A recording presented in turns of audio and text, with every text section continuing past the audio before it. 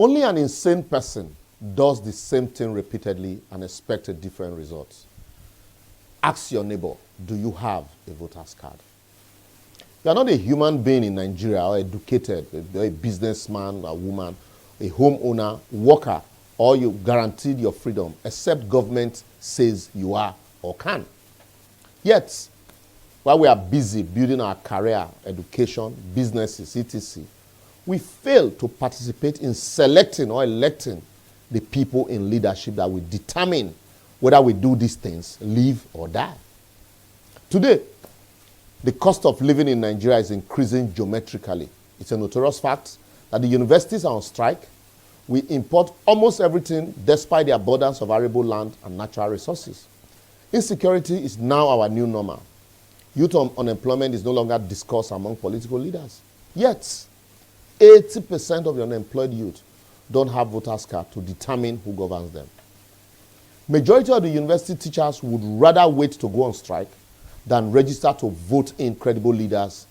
And even when they participate as returning officers, most of them are induced to compromise the process. Yet, all of them go sit down for bar and staff club every evening to complain about bad governance. May they no worry, strike will soon rain pass. Less than 50% of our religious faithfuls who have borne the brunt of the incessant violence and insecurity in the land are waiting for their imams and pastors to see vision, whether they should participate in voting or not. I laugh. Our businessmen and women and the rest of us whose take-home pay can no longer take us home, they wait for Jarry Rawlings or Chief Gani Fawehinmi or some liberators from somewhere to come liberate them, when all they need to do is to participate and liberate themselves using the political process. Make una continue to the complaint for beer parlor. So now that the candidates have emerged through a heavily cash-induced delegate system, are we still going to continually debate non-issues or set agendas for them, and unlike 2015, refuse to be swayed by rhetorics, but realizable plans and programs with actualization dates and timeline, and follow them through? What are the candidates' proposed plan to reform the concurrent and exclusive legislative list and the general welfare of the people? Nobody's asking. How do they intend to alleviate poverty? I bid them to continue to distribute Okada during election and ban same thereafter.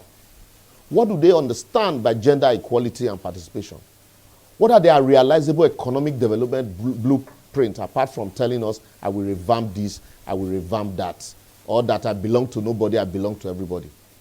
What is the value and dignity of the lives of Nigeria to them? What has been their position about wealth creation, and where have they created wealth before? Apart from sharing money during and after election and giving political appointments, because to them that's wealth creation. What has been their stand on the Land Use Act, fiscal federalism, state police, fuel subsidy, unbundling of Nigeria, separation of power, and separation of religion from the state? Have they just been paying lip service to the issues of terrorism, open grazing, banditry, subsidizing pilgrimage from Muslims and Christians, police reforms, our population, census, local government, legislative and judicial autonomy? What if they don't talk before about all of these issues? What if be their plan, realizable plan about this, apart from throwing the same campaign promises to us? I will do this, I will construct good road, I will do this. How do you intend to do it? I beg, shine your eyes, because the issues, plenty. We don't debate these issues anyway with these people because we will rather create alternative than participate. If as today on strike, we send our children to private universities or abroad if you have the money. Insecurity there are road, we fly plane to the next destination. Public infrastructures are moribund, we opt for private services. We hire security, we tar our own roads. Roads are bad, we buy SUV. Government refuse to create an enabling environment for businesses to thrive. We queue up at the embassy to dash out or take to fraud or cut corners to survive. Government stole money meant for providing housing. Then landlord increased rent because he managed build. We cut corners in the office to meet up with the rent and keep up appearance. We face social and societal challenges as a result of impunity, ineptitude, and low intelligence people in government.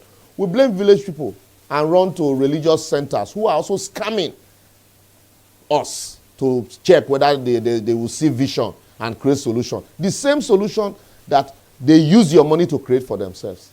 The list, plenty, like Yoruba will say, Opoju.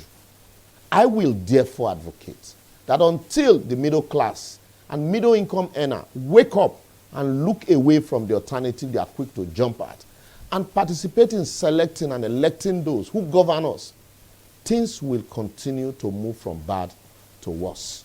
And the political class will only throw small peanuts to us during election. Remember, there is no Jarry Rawlings or Gani Fawehinmi coming to liberate us. We are our own liberators that this society needs. That's all for today. If you've struck a chord in you, just simply follow us on all our social media platforms showing on your screen. Like, share, and speak out. For if vote no dey count, nobody go buy am. So don't just be on Twitter, Facebook. Let your voters card speak for you. See you next week.